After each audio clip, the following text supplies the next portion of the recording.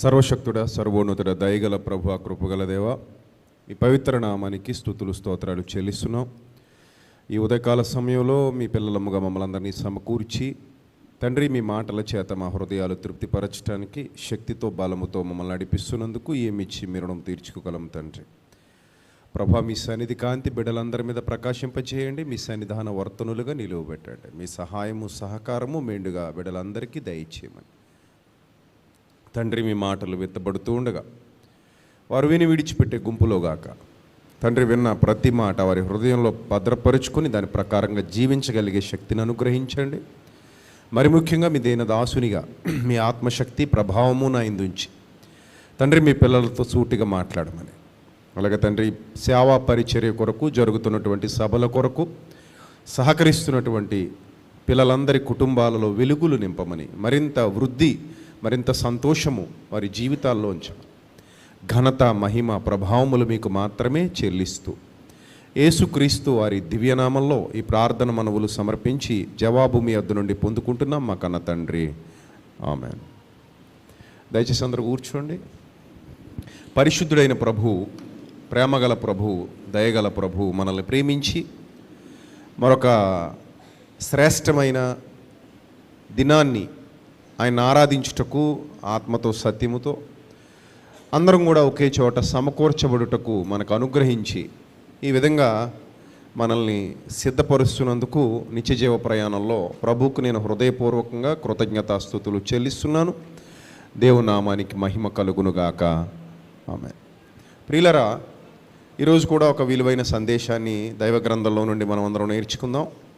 ప్రతి ఒక్కరు కూడా శ్రద్ధాశక్తులతో భయభక్తులతో దేవుని మాటలు వినాలని మీ అందరినీ ప్రేమపూర్వకంగా కోరుతున్నాను.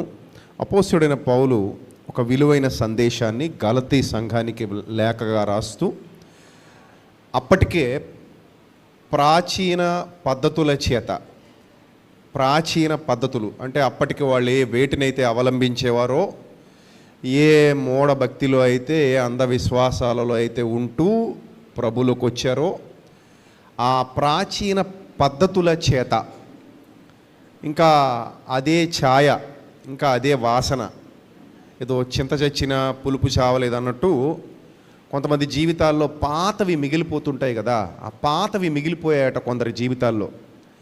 అలా పాత ధర్మశాస్త్రపు ఛాయలు, పాత ధర్మశాస్త్రపు పోకడలు, ఆ విధి విధానాలు, శరీర సంబంధమైన అర్చనాచారాదులు, మూఢ విశ్వాసాలు, అంధవిశ్వాసాలు, కొన్ని పద్ధతులు వారి జీవితాల్లో అలాగే ఉండిపోయాయి.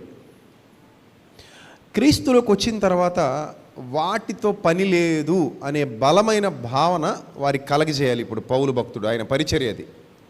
వాళ్ళని నిత్య నూతనంగా, అంటే ఆ వాక్యమనే ఉదక స్నానము చేత పవిత్రీకరించబడిన పరిశుద్ధపరచబడిన పిల్లలుగా వాళ్ళందరినీ చక్కగా కడగాలి, దిద్దాలి, కట్టాలి. ఈ బాధ్యత అంతా పౌలు భక్తుడి మీద ఉంది. సో కాబట్టి ఈ ధర్మశాస్త్ర సంబంధమైన అర్చనాచారాదులకు ముగింపు పలికి సరికొత్త అధ్యాయాన్ని మీ జీవితంలో ప్రారంభించుకోవాలి అందరూ కూడా అని వాళ్ళకి తెలియజెప్పేటువంటి క్రమంలో ఈ గలతీ పత్రిక అనేది చాలా స్పష్టంగా వ్రాయబడింది. అది ఈ మూలం అర్థమైతే తప్ప పత్రిక అర్థం కాదు. ఈ మూలం అందరికీ అర్థం కావాలి. ఆ గలతీ పత్రిక యొక్క మూలం ఏమిటి అనేది అర్థమైతే మిగిలిన విషయాలు చాలా స్పష్టంగా అర్థమవుతాయి.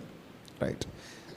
ఇక్కడ గలతీ పత్రికలో 2వ అధ్యాయము 20వ వచనం పౌలు భక్తుడు సంఘానికి ఏమని ఆ లేఖలో హెచ్చరిక చేస్తున్నాడో, గలతీలో ఉన్నటువంటి దేవుని పిల్లలు వీళ్ళందరూ, అంటే అప్పటికే వాళ్ళు ఆ ప్రాచీన బ్రతుకును విడిచిపెట్టి, ఆ పాత బ్రతుకును విడిచిపెట్టి క్రీస్తులోకి వచ్చారు.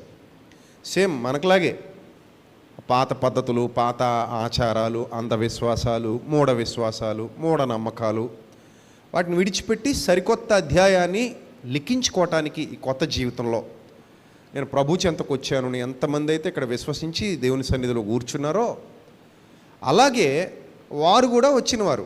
ఆ కొత్త నిబంధన కాలపు క్రైస్తవులలో గలతీ సంఘస్థులు కూడా అలా వచ్చినవారే. అయితే వాళ్ళకి ఏం చెప్తున్నాడు ఇక్కడ పౌలు భక్తుడు? గలతీ పత్రిక 2వ అధ్యాయము 20వ వచనం ఒకసారి అందరూ స్పష్టంగా చదవండి. సంఘం అంతా కూడా జాగ్రత్తగా చదవాలి. చదవండి. నేను క్రీస్తుతో కూడా సిలువ వేయబడి ఉన్నాను. ఇప్పుడు నేను క్రీస్తుతో కూడా సిలువ వేయబడి ఉన్నాను అని చెప్పడానికి ముందు ఏమని చెప్తున్నాడు అని ఆలోచిస్తే, ఎందుకు ఈ విషయాన్ని చెప్పాల్సి వచ్చింది పౌలు భక్తుడు ఇక్కడ అని ఆలోచిస్తే, పాత నిబంధన కాలంలో సున్నతి అనేది ఉండేది. మీ అందరికీ తెలుసు సున్నతి. అది కూడా పురుషులకు మాత్రమే, స్త్రీలకు కాదు. అబ్రహాము దగ్గర ప్రారంభమైనటువంటి సున్నతి సంస్కారం, ఆ తర్వాత ఇస్సాకు, ఇష్మాయేలు, వారికి పుట్టినటువంటి పిల్లలు, అలా చాలామందికి అది కంటిన్యూ అవుతూ ధర్మశాస్త్రం అనేది ఎప్పుడైతే సీనాయి పర్వతం మీద మోషే ద్వారా ఇశ్రాయేలీలకు ఇవ్వబడిందో, అందులో ఎప్పుడైతే ఈ సున్నతి సంస్కారాన్ని గురించి వివరించబడిందో, అది ఒక బలమైన ఆచారంగా 8వ దినాన ఇశ్రాయేలీలలో పుట్టిన ప్రతి మగపిల్లవాడు సున్నతి చేయబడాలి. ఆ సున్నతి కార్యక్రమం అంటే అతని గోప్యాంగ చర్మాన్ని తొలగించటం అనే దాన్ని ఈ పురుషులు ఆచరిస్తూ వచ్చేవారు. అది పరిశుద్ధతకు చిహ్నంగా మారిపోయింది వాళ్ళలో వాళ్ళకే. అంటే ఈ ఎవరైతే సున్నతి పొందారో వాళ్ళు పరిశుద్ధులని, వాళ్ళు దేవునికి విధేయులని, వాళ్ళు దేవుని పిల్లలని, వాళ్ళు దేవునికి లోబడిన వారని, వాళ్ళు దేవుని కొరకు బ్రతికేవారని, అలా కాని వారెవ్వరు దేవుని కొరకు బ్రతకని వారని, ఇదొక ముద్ర, బలమైన ముద్ర. నేను చెప్తున్నాను కదా, ఒక విషయం కొన్ని సంవత్సరాల పాటు నీ మీద రుద్దబడితే అది అబద్ధమైనా కానీ ఏమైపోద్ది? నిజమైపోద్ది. నీ వరకు, నీ మనసు వరకు కొన్ని దినాలు లేదా కొన్ని సంవత్సరాలు ఒకే విషయం పదే రుద్దబడుతుంటే అది కొన్నాళ్లకు అబద్ధమైనా కూడా నీ మనసుకి ఏమైపోద్ది? నిజమైపోద్ది. సో అందుకే ఇశ్రాయేలీలు కూడా ఒక విషయాన్ని ఆత్మానుసారంగా అర్థం చేసుకోవటం విషయంలో ఫెయిల్ అయిపోయి, దేవుని మనసు తెలుసుకోవటం విషయంలో ఫెయిల్ అయిపోయి, వాళ్ళు లోకానుసారంగా, శరీరానుసారంగా ఆ పద్ధతులకు అలవాటు పడిపోయారు. ఆ పద్ధతుల్ని, ఆచార వ్యవహారాల్ని వంటబట్టించుకొని మేము లోకం అంతటికీ ప్రత్యేకంగా కనబడుతున్నాం, లోకంలో మేము ప్రత్యేకమైన వ్యక్తులం, ఇక మిగిలిన జనాంగాలు ఎన్నున్నా కూడా అవేవి ప్రత్యేకతను సంతరించుకున్న జనాంగాలు కావు అని వాళ్ళు డిసైడ్ అయిపోయారు.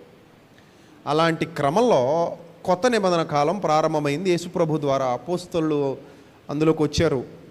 అపోస్తలులు కూడా ధర్మశాస్త్రాన్ని ఆచరించి అలవాటు పడిపోయి ఆ పద్ధతుల్లో నుంచి వచ్చిన వాళ్ళే. అందుకని మీకు ఇందాక చెప్పాను, చింత చచ్చినా పులుపు చావదన్నట్టు కొన్ని పద్ధతులు ఇప్పటికీ మనోళ్ళకి కూడా చావలేదు కదా. ఇప్పటికీ చచ్చాయా? చావలేదు కదా. మీకు కూడా కొన్ని ఉంటాయి ఎక్కడో లోపల, ఏమండి ముహూర్తం దాటిపోతుందని అంటారు. కాలం అంతా మంచిదే, ఏ కాలాన్ని మనం చెడ్డ చేయడానికి సరిపోం. కాలము అనేది దేవుని వలన మనకు అనుగ్రహింపబడుతుంది, ప్రతి సెకను మంచిదే. కాబట్టి కాలానికి మనం మంచి చెడ్డ ఆపాదించడం కరెక్ట్ కాదు. కానీ మనోళ్ళకి ముహూర్తాలు జబ్బులు ఉంటాయి. చావు ఇంకయ్యి టైం పడుద్ది ఆ జబ్బు చావడానికి. ఒకవేళ నిజంగా అదేమైనా ఎఫెక్ట్ అయ్యేదైతే తీసుకున్న ఒక అర్థం ఉంది, దానికి ఏమి లేదు. అసలు ప్రాక్టికల్గా ఆలోచిస్తే ఈ కాలానికి మంచి చెడ్డ ఆపాదించగలిగేవాడు ఎవడూ లేడు. ఎందుకు లేడంటానంటే, హార్ట్ అటాక్ వస్తే మంచి చెడ్డ చూసి హాస్పిటల్కి వెళ్ళవు. అది ఏ టైం అయినా చచ్చినట్టు ఏం చేస్తావు? హాస్పిటల్కి వెళ్ళిపోతావు. యాక్సిడెంట్ అయితే మంచి చెడ్డ చూసి అంబులెన్స్ ఎక్కవు. ఏమైనా సరే ఇమ్మీడియట్గా అంబులెన్స్ రావాలి, అదే నీకు మంచి కాలం. నీకు అంబులెన్స్ వచ్చిన కాలమే మంచి కాలం. నువ్వు ఆ హాస్పిటల్లో జాయిన్ అయిన కాలమే నీకు మంచి కాలం. అంటే ఇంకా నువ్వు ఎంత తొందరగా వెళ్తే అదే నీకు మంచి కాలం, ఎంత లేట్ చేస్తే అది నీకు పోయే కాలం. అలాంటి సిచ్యువేషన్స్లో అందుకని ఇంక అక్కడ బాబు ఇది మంచిదా చెడ్డదా, వెళ్ళొచ్చా వెళ్ళకూడదా, అవే ఉండవు. కానీ మనకు అన్నీ బాగుండి కడుపులో చల్ల కదలకుండా ప్రశాంతంగా కాలు మీద కాలేసి కూర్చున్నప్పుడు ఈ దరిద్రం అంతా కావాలి మనకి కదా. ఎప్పుడు కావాలి ఇదంతా మనకి? 4 రాళ్ళు ఆడుతూ, చేతిలో 4 గలగలగలగలమంటూ, కాసుల శబ్దం వినబడుతూ, జేబులో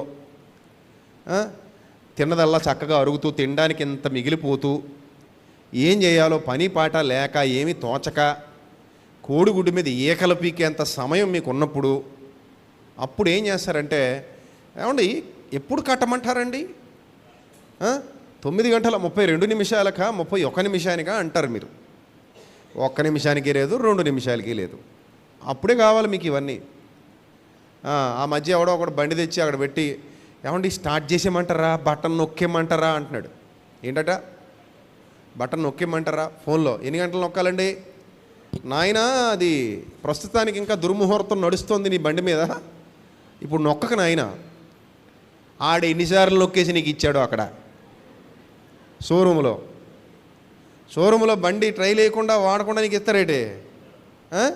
ఒకసారి 40-50 మంది ట్రైల్ వేసిన బళ్ళు కూడా నీకు కొత్త అని చెప్పి అమ్మేస్తుంటారు మీటర్ తిప్పేసి. కామన్ ఇంక అవి. సో కాబట్టి ఈ మాత్రం సెన్స్ ఉండదు కొంతమందికి. రిబ్బన్ కట్టుకుని వచ్చేస్తారు ఇక్కడికి. ఆటోలు, బైకులు ఉంటాయి, వ్యాన్లు, బస్సులు, కార్లు, రిబ్బన్లు కట్టుకొచ్చేసి ఎవరు ముట్టుకోకండి, ఇంకా టైం అవ్వలేదు, ఏదో పెట్టుకొని ట్రాలీల మీద తోసుకొచ్చారు ఇక్కడికి. అలా కాదండి, నేను ఎక్కలేదండి, మా బామ్మర్ది నడిపాడండి. ఓహో, ఈయన ఎక్కలేదట కొనుక్కున్న వ్యక్తి. మరి ఎవరు నడిపాడాడు బండి? వాళ్ళ బావమరిది నడిపాడట. అంటే నువ్వు నడపకపోతే మీ బావమరిది నడిపింది ఏమని ఇంకొక పరలోకం నుంచి వచ్చిన కొత్త కారా? ఈ కారే కదా, ఆ స్టీరింగే, ఆ యాక్సిలేటరే, ఆ గేర్ రాడ్డే పట్టుకున్నది. కొత్త కారు ఏం రాలేదు కదా, మీ బామ్మర్ది నడిపినా నీ కారే తెచ్చాడు. అంటే ఆల్రెడీ రన్నింగ్ అయిపోయింది కదా.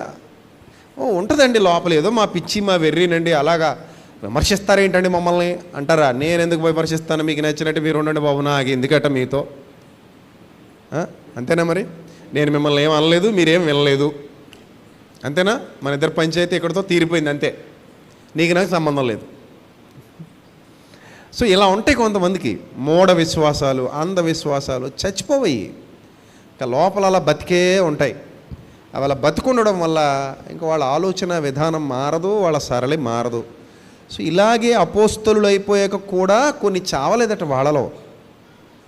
కొన్ని చావక ఆ పాత దాన్ని పట్టుకొని వేలాడుతూ ఈ కొత్త జీవితంలో కొత్త బతుకుతున్నప్పుడు సరికొత్త ఆలోచన విధానంతో దేన్ని సంస్కరించుకోవాలి, దేన్ని మార్చుకోవాలి, ఎక్కడ మార్పు రావాలి, ఇవి ఆలోచించటం మానేసి వాళ్ళు ఇంకా పాత పద్ధతుల మీద బాగా దృష్టి కేంద్రీకరించారు. సో అలాంటి సిచ్యువేషన్లో పౌలు భక్తుడు చూడకూడదనుకున్న ఒక సంఘటన చూశాడు. ఆయన చూడకూడదనుకున్న ఒక సంఘటన కళ్ళతో చూశాడు. ఏ సంఘటన చూశాడు అని అంటే, అప్పటికే క్రైస్తవ్యంలో పునాదులుగా ఎంచబడిన వారు ఉన్నారు. వాళ్ళే అపోస్తలులు. అపోస్తలులలో అగ్రగణ్యులు, పునాదులు వాళ్ళు. అప్పటికే వాళ్ళు ఫేమస్ అయిపోయారు బాగా. ఏంటి క్రైస్తవ్యం ఎవరి ద్వారా నడుస్తుంది ముందుకంటే, ఆ రోజున్న వాళ్ళందరూ చెప్తున్నారు ఒకటే మాట, యేసు ప్రభు వారి ప్రధాన శిష్యులు. ఎంతమంది ఉన్నారు? 12 మంది ఉన్నారు. అందులో టాప్ పొజిషన్లో ఎవరున్నారు? దాదాపు 5 ఉన్నారు. మిగిలిన 7 కంటే కూడా టాప్ పొజిషన్లో దాదాపు 5 ఉన్నారు. సీనియర్లు వీళ్ళు.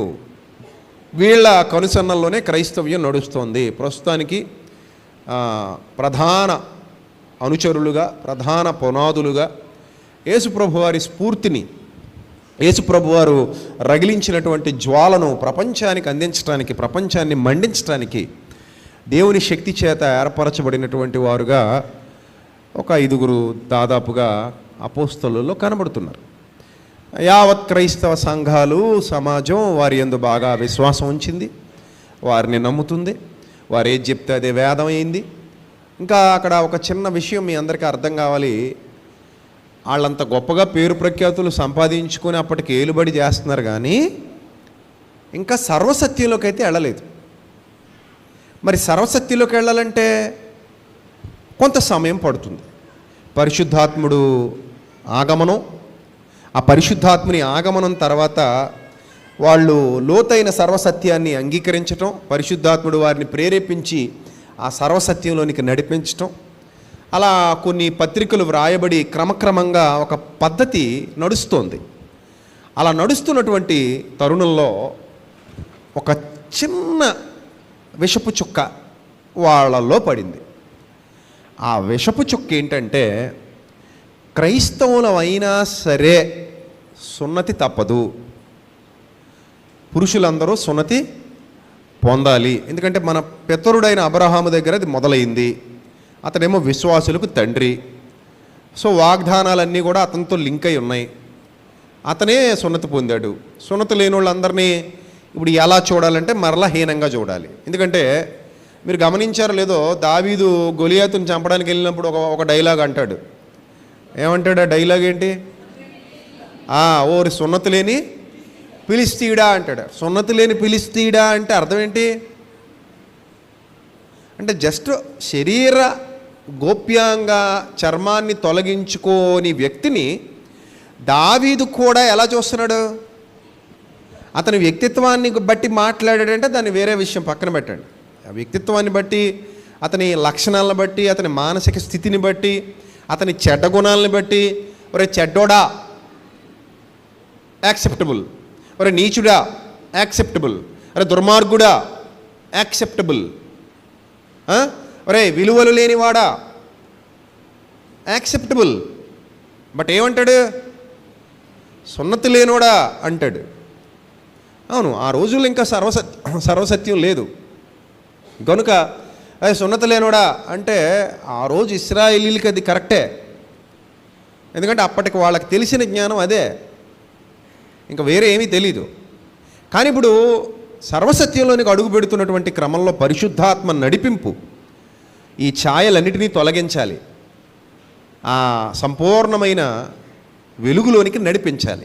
ఛాయలు తొలగిపోవాలి, సంపూర్ణమైన వెలుగులోనికి సంఘం నడిచి రావాలి. అది సర్వసత్యంలోనికి రావడం అంటే.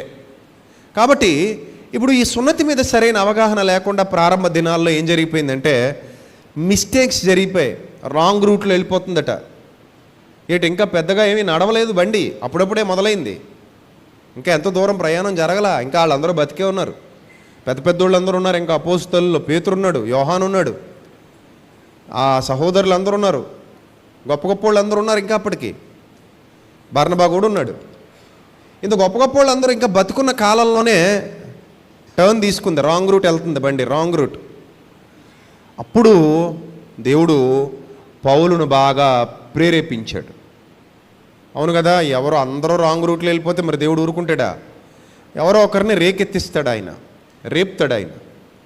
అప్పుడు ఎవరో ఒకరు పౌరుషం గల సేవకుడు, రోషం కలిగినవాడు, యథార్థత కలిగినవాడు, దేవుని మీద అత్యంత అపారమైన ప్రేమ భయభక్తులు కలిగినవాడు ఎవరో ఒకరు నిలబడతారు. అలా నిలబడిన వాడే అపోస్తలుడైన పౌలు. మనం నేర్చుకోవాలి, ఆయన లక్షణాలు కొన్ని మనం పుణికిపుచ్చుకోవాలి. ధైర్యంగా మాట్లాడడం, మనుషులు ఏమనుకున్నా పర్లేదు, మనుషుల దయను సంపాదించుకొని చూచున్నానా, దేవుని దయను సంపాదించుకొని చూచున్నానా అని నిలదీసి ప్రశ్నించటం. ఒకవేళ మనుషులు ఎవరు నాతో లేకపోయినా పర్లేదు, నేను ఒంటరిగా మిగిలిపోయినా పర్లేదు, ప్రభు నాకు తోడుగా ఉంటే చాలనే స్థిర విశ్వాసాన్ని కనపరచటం. ఆత్మీయతలో తీవ్రస్థాయి, ప్రార్థనా ధ్వజమును ఎత్తగలిగే యోధుడుగా తన పవిత్రతను పరిశుద్ధతను కాపాడుకుంటూ నమ్మకత్వాన్ని దేవుని ఎదుట నిరూపించుకుంటూ నిందలు, శోధనలు, అవమానాలు, బాధలు, కష్టాలు, కన్నీళ్లు అన్నిటినీ సహిస్తూ ఓర్చుకుంటూ సంఘములన్నిటినీ గూర్చిన చింత కలిగి ధైర్యంగా ముందుకు వెళ్ళి పోరాడగలిగే స్వభావం. మీరు గమనించండి, దేవుని వాక్యం అనేది ప్రజలలోకి చల్లబడింది.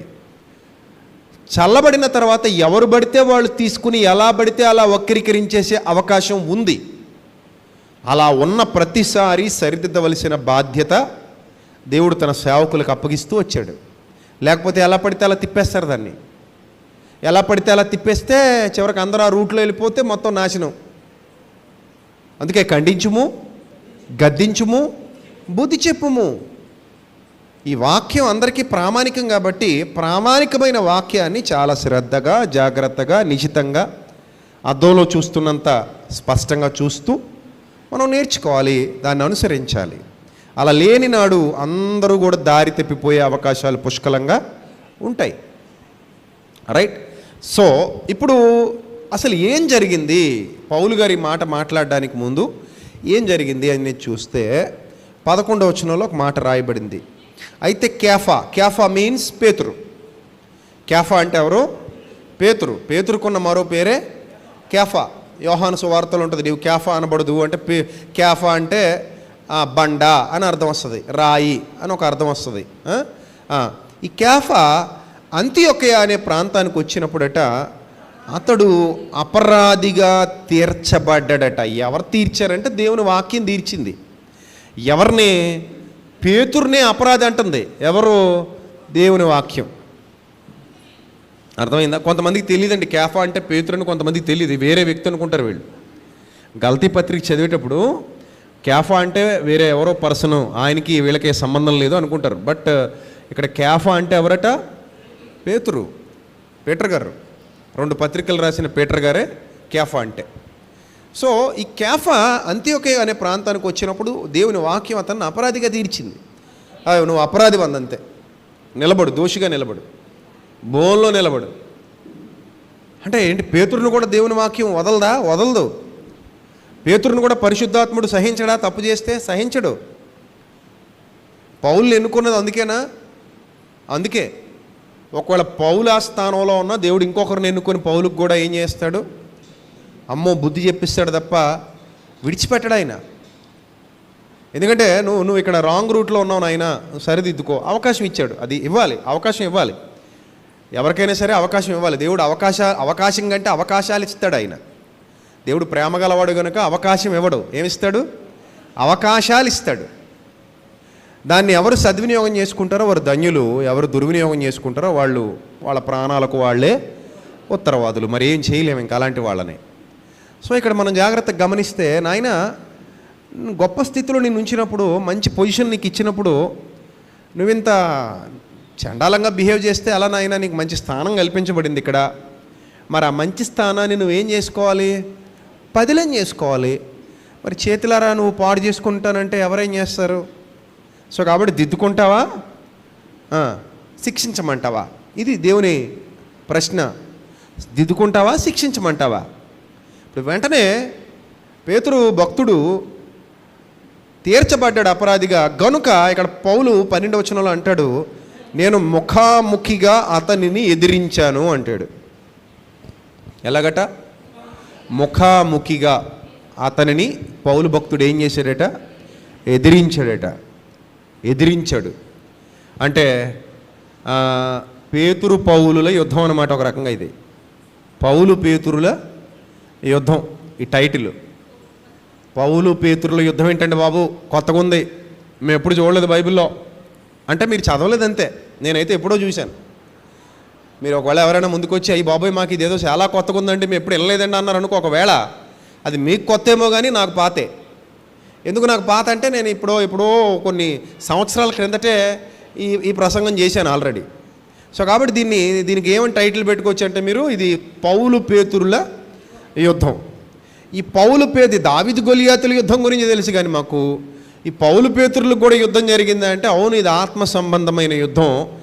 వాక్యం అనే ఖడ్గంతో చేసినటువంటి యుద్ధం. ఈ యుద్ధంలో గెలుపు ఓటములు ఉండవు. ఈ యుద్ధంలో సరిదిద్దుకోవటాలు మాత్రమే ఉంటాయి. అర్థమైందా? ఒకవేళ సరిదిద్దుకోకపోతే నాశనం ఉంటుంది. ఇంకా దాన్ని ఓటమని కూడా అనొచ్చు, బట్ ఇంకా అది నాశనం.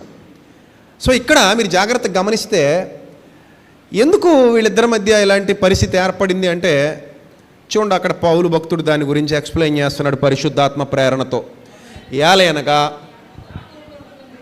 యాకోబు వద్ద నుండి కొందరు రాక మునుపు అతడు అన్యజనులతో భోజనం చేస్తున్నాడట. అంటే సున్నతి లేని వాళ్ళతో పేతురు గారు ఏం చేస్తున్నాడు? భోజనం చేస్తున్నాడు. లా ప్రకారంగా, ఓల్డ్ టెస్టమెంట్ లా ప్రకారంగా సున్నతి లేని వాళ్ళతో, సున్నతి గల వాళ్ళు భోజనాలు చేయకూడదు. యూదులు సమరయులతో సాంగత్యము చెయ్యరు, వాళ్ళతో భోజనాలు చేయరు. సో ఇది ఒక పెద్ద అంటరానితనం అనమాట. ఆ రోజుల్లో అంటరానితనాన్ని పాటిస్తున్న దినాలు అవి. చాలా అంటరానోళ్ళ చూస్తున్నారు మనుషుల్ని. వాళ్ళ పక్కన కూర్చోకూడదు, వాళ్ళతో మాట్లాడకూడదు, వాళ్ళతో భోజనాలు చేయకూడదు, వాళ్ళ దగ్గరికి రానివ్వకూడదు. ఇలాంటి దుర్నీతి పరులు ఉండేవారు అనమాట ఆ రోజుల్లో. అంటే మనిషిని మనిషిలా చూడరు. మనిషిని జాతులతోనూ, కులాలతోనూ, మతాలతోనూ కొలతలేస్తుంటారు. చూసారు? ఎప్పటికుంటారు అలాంటి వాళ్ళు. సో కాబట్టి అలాంటి నీచ భావజాలం కలిగినటువంటి వ్యక్తులు ఆ రోజుల్లో ఉండేవారు. అందుకే మనుషుల్ని చాలా హీనంగా చూస్తుంటే యేసు ప్రభు దాన్ని తొలగించాలని మంచి సమరయుని ఉపమానం చెప్పారు ఆయన. సమరయుల్లోనే మంచోడు ఉన్నాడు, వాడే మంచోడు అని మంచి సమరయుడు అని పేరు పెట్టారు ఆయనకి. మిగిలిన వాళ్ళందరినీ దొంగలని చిత్రీకరించారు ఆయనే. చాలా డేర్ కదా యేసు ప్రభు వారు, చాలా డేర్గా బోధించేవారు ఆయన. భయం లేదు ఆయనకి, చాలా ధైర్యవంతుడు ఆయన. సో ఇక్కడ భోజనం చేసేవాడట. కానీ యూదులు ఎప్పుడైతే వచ్చారో సున్నతి పొందిన యూదులకు భయపడి వెనుకదీసి, అరే నాయన మీరు మా సహోదరులు అయితే అవ్వచ్చు కానీ మీరు అన్యులైన సహోదరులు, మరి మేము సున్నతి పొందిన స్పెషల్ బ్యాచ్ సహోదరులు, మేము ఇద్దరం కలిసి ఎక్కడికి వచ్చాం, సంఘంలోకి వచ్చేసాం. మరి ఇప్పుడు ఏం చేయాలి? సున్నతి పొందిన స్పెషల్ బ్యాచ్ సహోదరులకి స్పెషల్ కుర్చీలు వేయాలి, సున్నతి పొందని అన్యులైన సహోదరులకి వేరే కుర్చీలు వేయాలి. మా ఏమో విఐపి సీట్లు, మీ ఏమో మామూలు సీట్లు. కాబట్టి మేము కొంచెం ఎడంగా ఉంటేనే ఏంటట మంచిది. కాబట్టి కొంచెం డిస్టెన్స్ మెయింటైన్ చేయండి బిడ్డలారా అన్నారట. ఏం మెయింటైన్ చేయాలి? కొంచెం డిస్టెన్స్ మెయింటైన్ చేయండి అని ఈయన మెయింటైన్ చేస్తున్న డిస్టెన్స్. అంటే పేతురు గారిలో ఈ క్వాలిటీ కూడా ఉందండి బాబు, ఈ కోణం కూడా ఉందా అని ఆశ్చర్యపోకండి. అది తొలి దినాలు కదా, ఇంకా తెలియదు పాపం. అలాగని నేను పేతురు తప్పు పట్టట్లా.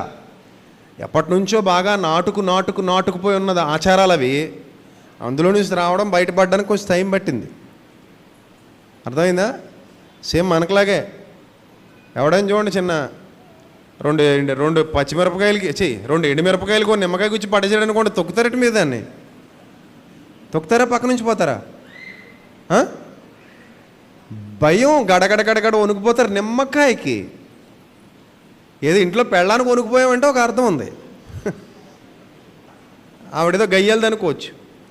అది ఇంట్లో భర్త వణుకుపోయామంటే అర్థం ఉంది, ఆవిడేదో శాడిస్ట్గాడు అనుకోవచ్చు. 2 ఎండుమిరపకాయలకి ఓ నిమ్మకాయకి వణుకుపోతావా? సిగ్గుండక్కర్లా? మళ్ళీ పైపచ్చి అదే ఎండుమిరపకాయలు ఒలిచి తాలింపులు వేసుకుంటావు, అదే నిమ్మకాయలు పిండుకొని నువ్వు చికెన్ మటన్ తింటావు. మళ్ళీ వాటిని అది రెండింటిని గుచ్చితే, 2 గుచ్చకండి. ఆ 2 కలిపితే అక్కడ నుంచి ఒక అద్భుతమైన శక్తి పుడుతుంది, దుష్టశక్తి పుట్టి మమ్మల్ని పట్టేస్తుంది. ఇలాంటి ఎన్ని మూఢనమ్మకాలు, ఎన్ని విశ్వాసాలు ఉంటాయో కదా. ఉన్నాయా లేదా? ఇప్పటికే ఉన్నాయట. అదిగో తల్లు ఊపుతున్నారు. మరి ఏం చేయను నేను? లేవు అంటారు. అడుగుతాను నేను మిమ్మల్ని. నేను ఎందుకు అడుగుతాను అనుకుంటున్నారు ఈ ప్రశ్న? మాకు లేవు అంటావేమో అని. నేనైతే అదే, నాకు లేవు, నువ్వు వేసుకో, గొట్టలాగా వేసుకో, నిమ్మకాయలు అవి గుచ్చుకుని వేసుకో, దండలు వేసుకుని, మెళ్ళ వేసుకో, నాకు ఇబ్బంది లేదు. అర్థమైందా? ఆవకాయ పచ్చడి పట్టుకునే టైంలో అయితే ఎక్కువ దండలు వేయండి.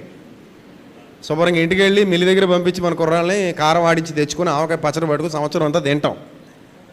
అంతే తప్ప వాటికి భయపడిపోయి, అమ్మో వీళ్ళు గుచ్చారండి, దీనికి ఒక నిమ్మకాయ తగిలిచ్చారు, దీనికి భయపడిపోవాలి, అదంతా ట్రాష్. అది నమ్మం దాన్ని. సో వాళ్ళు ఏంటంటే మరి ఎప్పటి నుంచో మునిగిపోయి ఉన్నాం కదండి, సడన్గా మార్చాలంటే మరి అంత తొందరగా మారవు కదా అన్నట్టు వాళ్ళు ఏం చేశారంటే, ఆ పేతురు భక్తుడు పాపం పడిపోయాట. అందులో పడిపోయేసరికి అది కాస్త ఎవరికంట పడింది? పౌలు గారి దాకా వచ్చింది న్యూస్. పౌలు గారు ఇంత బతికి అక్కడికి వెళ్ళినాయి తప్పలేదు అన్నట్టు అక్కడ ఇలాగే బతికేవండి. మళ్ళీ ఇక్కడికి వచ్చాక సంఘము, క్రీస్తు స్వరక్తం ఇచ్చి సంపాదించిన సంఘము, ఈ సంఘములో భేషజాలు లేవు, ఈ సంఘములో పక్షపాతము లేదు, ఈ సంఘములో అందరూ సహోదరులు సహోదరీలు. ఇక్కడ క్రీస్తు రక్తములో కడగబడిన వారు ఉంటారు తప్ప భేషజాలు ఉండవు, పక్షపాతం ఉండదు, హెచ్చుతగ్గులు ఉండవు, విఐపి సీట్లు ఉండవు. అని నేర్చుకుని వస్తేనండి మమ్మల్ని సహోదరుడా నీవు పోయి వెనుకన కూర్చునుము అంటున్నారండి. సహోదరుడా నీవు మాతో కూడా భోజన పంక్తిని కూర్చుండవద్దు అంటున్నారండి. ఏందండి ఇది అనే విషయం ఎక్కడ దాకా వెళ్ళింది? అగ్నిపర్వతం దగ్గరికి వెళ్ళింది. అదేమో రగులుతున్న అగ్నిపర్వతం. అది ఎవరో పౌలు భక్తుడు, బాగా పవర్ఫుల్ క్యాండిడేట్. ఇంకా లోపల నుంచి లావా తన్నుకొచ్చేస్తుంది, ఎవడు ఆపలేడు దాన్ని. అక్కడ ఉన్నది పేతురా లేకపోతే ఇంకొక ఆయన ఆయనకు అనవసరం. ఆయన మాట్లాడాలంటే మాట్లాడేస్తాడు అంతే. ఆ తర్వాత కాన్సిక్వెన్సెస్ ఎలా ఉన్నా తర్వాత చూసుకోవచ్చు తప్ప, ఎందుకంటే నా వెనక దేవుడు ఉన్నాడనే ధైర్యం అతనికి. అందుకే చివరిదాకా అలాగే బతికి చచ్చిపోయాడు మహానుభావుడు. ఎక్కడ రాజీ పడలేదు బోధల్లో. రాజీ పడని బోధ. ఎవరి బోధ? పౌలు గారి బోధ. రాజీ లేని బోధ. ఎప్పటికీ క్రేజీగా ఉంది ఆయన బోధ. అందుకే ఎందుకు? రాజీ లేదు కాబట్టి. సరే, ఇప్పుడు చదవండి. నాకు కింద ఏమంటాడంటే, ఏమని రాశాడంటే వాళ్ళ గురించి, అంత పెద్దోళ్ళ గురించి ఏమని మాట్లాడుతున్నాడంటే, అంత పెద్దోళ్ళ గురించి రాస్తున్నాడు పత్రిక. గలతీయులకి పత్రిక ఎవరి గురించి రాస్తున్నాడు? అపోస్తలుల గురించి రాస్తున్నాడు. ఎంత గట్స్ ఉండాలి చెప్పండి. అపోస్తలుల గురించి సంఘానికి పత్రిక రాయాలంటే ఎంత గుండె ధైర్యం ఉండాలి, అసలు ఎంత గట్స్ ఉండాలి. చూడండి ఏమని రాస్తున్నాడు.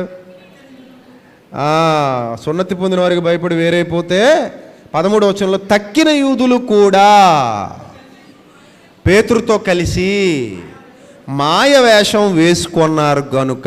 ఎంత పెద్ద మాట అన్నాడు, ఎంత పెద్ద మాట అన్నాడు. యూదులు కూడా, ఈయన పేతురు గారి వల్ల యూదులు కూడా, మిగిలిన యూదులు కూడా ఏమైపోయారట? మాయ వేషం వేసుకున్నారట. తక్కిన యూదులు కూడా అతనితో కలిసి మాయ వేషము వేసుకున్నారు కనుక బర్నబాను కూడా ఈ జాడ్యం పట్టేసిందట మెల్లిమెల్లిగా. ఎందుకంటే ఆయన యూదుడే. మనం మనం మనం మనం అనుకునేసరికి మెల్లిమెల్లిగా ఈ జాడ్యం అలాగా కలిసిపోద్దా?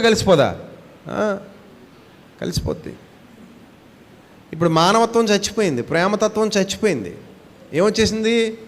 యూదులు వేరు, సున్నతి పొందిన వాళ్ళు వేరు, సున్నతి పొందని వాళ్ళు వేరు. వాళ్ళు మనం ఒకటి కాదు. ఇందులో బర్నబా కూడా యాడ్ అయిపోయాడు. పేతురు యాడ్ అయిపోయాడు ఇందులో. ఆ ప్రారంభంలో ఉన్న అపోస్తలులందరూ ఇందులో కలిసిపోయారు. అందరూ అంటే చాలా వరకు. అప్పుడు పౌలు ఏం చేశాడంటే, మరి బర్నబా ఉన్నాడు, పేతురు ఉన్నాడు, వీళ్ళందరూ పెద్దోళ్ళు, వాళ్ళ మీద చాలా నమ్మకం పెట్టుకున్నాడు దేవుడు. అలాంటి వాళ్ళు ఎలాగైపోతే ఎలాగా అని పౌలు గారికి బాధేసింది. ఆ బాధలో నుండి పుట్టిన పత్రికే గలతీ పత్రిక. అప్పుడు అంటున్నాడు చూడండి, వారు సువార్త సత్యము చొప్పున క్రమముగా నడుచుకొనకపోవుట నేను చూచినప్పుడు. అంటే సువార్త సత్యం అనేది దానికి ఒక క్రమం ఉంది. బైబిల్ గ్రంథంలో సువార్త సత్యానికి ఒక క్రమం ఉంది, ఒక పద్ధతి ఉంది. క్రమం అంటే 1 2 3 4 ఒక క్రమం. అది అంటే ఏ స్టేజ్ నుంచి ఏ స్టేజ్కి వచ్చింది, ఏ స్టేజ్ నుంచి ఏ స్టేజ్కి వచ్చింది, ఆ క్రమాన్ని ఫాలో అవ్వాలి. చిన్నప్పుడు పాలు తాగానని జీవితాంతం 3 పూట్ల పాలే తాగుతానంటే అవ్వదు. అది చిన్నప్పుడు పాలు మ్యాండేటరీ, అలవాటు చేస్తారు, తల్లిపాలు, ఆ తర్వాత బర్రెపాలు, ఇంకా అలా మెల్లిమెల్లిగా పప్పులు దినుసులు, ఇంకా అక్కడ నుంచి అలా తింటూ చావు దాకా ఏదైనా తింటావు ఇంకా కదా. సో ఈ తిండికి ఒక క్రమం ఉందా లేదా? ఉంది కదా, ఉంది. అలాగే సువార్త సత్యానికి కూడా బైబిల్ గ్రంథంలో క్రమం ఉంది. ఈ క్రమాన్ని ఫాలో అవ్వాలి. అది కాలాన్ని బట్టి, జనరేషన్స్ని బట్టి అప్డేట్ అవుతూ వచ్చింది. ఒకనాటి జనరేషన్స్ అన్నీ ఒక విధానంలో ఉంటే, తర్వాత జనరేషన్స్ అన్నీ తర్వాత విధానాన్ని అమలు చేసుకుంటూ అలా కాలక్రమంలో మెల్లిగా ఒక పరిపూర్ణతను సంతరించుకుంది నూతన నిబంధన కాలానికి వచ్చేసరికి. ఇప్పుడు ఈ సువార్త సత్యం చొప్పున వాళ్ళు ఎలా నడవట్లేదట? క్రమంగా నడవట్లేదట. ఈ క్రమంగా నడవకపోవటం నేను చూశాను అన్నాడు పౌలు భక్తుడు. ఇక్కడ నేను చూసినప్పుడు అందరి ఎదుట, చూడండి, లబ్డబ్ అని కొట్టుకునే గుండె అయితే అందరి ఎదుట కాదు, ఒక్కడి ఎదుట కూడా ఏం చేయలేదు. అబ్బే మాట్లాడలేరు, బొట్టనేళ్ళు నేలను వేసి గీసేస్తుంటారు, ఇంకా సిగ్గుపడిపోయి మాట్లాడరు కొంతమంది. ఈయన టైపు కాదు. ఎదురుగా ఎంతమంది ఉన్నా, ఎవరున్నా, సత్యానుకున్న శక్తి అలాంటిది. అర్థమైందా? 2 16 అనేవాళ్ళు 1,00,000 మంది ఉన్నారనుకోండి, వాళ్ళ గొంతు గట్టిగా వినబడుతుంది అనుకోండి. 2 4 అనేవాడు ఒక్కడే ఉన్నాడు అనుకోండి, సమాజంలో ఎవరు గొప్పగా కనబడతారు? 2 16 అనే 1,00,000 మందే గొప్పగా కనబడతారు. ఎందుకంటే 1,00,000 మంది ఉన్నారు వాడి పక్కన. ఈ 2 4 అనేవాళ్ళు ఎంతమంది ఉన్నారు? ఒక్కడే ఉన్నాడు. కానీ ఆ 1,00,000 మంది మధ్యలోకి వెళ్ళి కూడా ఒక్కడు గొంతు వినిపించగలుగుతున్నాడంటే వాడు దమ్మున్నోడు. అది అలాంటి వాడు దేవుని సేవకుడు.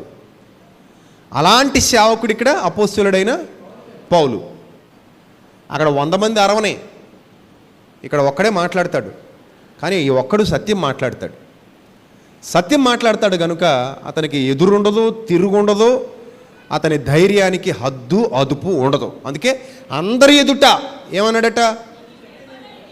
అందరి ఎదుట నేను క్యాఫాతో చెప్పినది ఏమనగా, డైరెక్ట్గా ఎవరితో చెప్తున్నాడట? ఎవరితో చెప్తున్నాడు?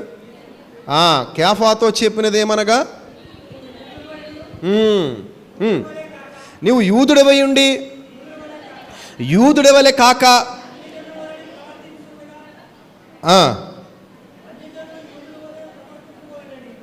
అన్యజనులు యూదుల వలె ప్రవర్తించాలని ఎందుకు బలవంతం చేస్తున్నావు అంటే, ఇప్పుడు అన్యజనుల్ని సున్నతి పొందితే కలిసిపోండి అని చెప్తున్నాడు అనమాట. మామూలుగా మీరు సున్నతి పొందకపోతే మేము భోజనం మీతో చేయకూడదు, మీరు సున్నతి పొందేస్తే మేము ఏమైపోతాం? ఒకటైపోతాం. కాబట్టి అంటే మరీ దారుణంగా పక్కన పెట్టేయడం కాకుండా ఒక చిన్న ఏంటది వెసులుబాటు. అరే నాయన, మీరు కూడా ఏం చేసుకోండి, ఇంకా సున్నతి చేయించేసుకోండి. సున్నతి అంటే మీకు అర్థమవుదేమో కొంతమందికి. సున్నతి చేయించుకోండి. అలా చేయించుకుంటే మీరు యూదులు అన్యులు కూడా ఏమైపోతారు? ఇప్పుడు ఒకటైపోతారు, కలిసిపోతారు. అలా కలిసిపోతే ఇంకే ఇబ్బంది ఉండదు కదా అని ఈయన జాగ్రత్తగా బలవంతం చేస్తున్నాడట, బలవంత పెడుతున్నాడట. వాళ్ళేమో అవసరమా అండి అని అడుగుతున్నారట. లేదు తప్పదు, అవసరమే అని ఈయన అంటున్నాడు. ఆ విధంగా వాళ్ళ మధ్యలో ఒక చిన్నపాటి వివాదం రగిలింది. సో ఈ వివాదం మధ్యలో కొంతమంది ఏమైపోతారు? కొంతమంది అటు అవుతారు, కొంతమంది ఇటు అవుతారు. 2 వర్గాలు అయిపోతాయి ఇప్పుడు. ఎందుకంటే పైన ఒక మాట రాయబడింది, అతనితో తక్కిన యూదులు కూడా అతనితో కలిసి ఏమని వేసుకున్నారట? మాయవేషం వేసుకున్నారట. అప్పుడు అంత డైరెక్ట్గా అందరి ఎదుట కేఫాతో మాట్లాడుతూ, నువ్వు యూదుడివై ఉండి అన్యజనుల వల్లే ప్రవర్తిస్తూ అన్యజనులేమో యూదుల వల్లే ప్రవర్తించాలని ఎందుకు బలవంతం చేస్తున్నావు నువ్వు అని అడిగాడట. చాలామంది నిన్న హైదరాబాదులో ప్రసంగం అయిపోయిన తర్వాత కొంతమంది, అన్నయ్య ఇంత ధైర్యంగా ఇంత ఓపెన్గా మీరు చెప్పేస్తున్నారు, మరి మీకు ఏం ప్రమాదం ఉండదా, మీకు భయం ఉండదా అని అడుగుతున్నారు. నేను అన్నాను, అరే నాయన, నాకెందుకు భయం? నేను ఎవరి గురించి అయితే చెప్తున్నానో వాళ్ళు భయపడాలి, నేను కాదు భయపడాల్సింది. ఎందుకంటే నేను చెప్పేది సత్యం, వాళ్ళు చేసేవన్నీ జిమ్మిక్కులు, చీప్ ట్రిక్కులు. మీకు ఒక విషయం చెప్తాను, జాగ్రత్త గుర్తుపెట్టుకోండి. చట్టపరంగా కూడా అలాంటి వాళ్ళ మీద నేను చర్యలు తీసుకోగలను. Drugs and magical remedies act అని 1954లో ఒక యాక్ట్ ఉంది, drugs and magical remedies act. So ఈ మ్యాజికల్ రెమెడీస్ చేసే వాళ్ళని ఎలాంటి ఇంటిమేషన్ వాళ్ళకి ఇవ్వకుండా డైరెక్ట్గా వాళ్ళ దగ్గరికి పోలీసులను తీసుకెళ్ళి అరెస్ట్ చేయించవచ్చు.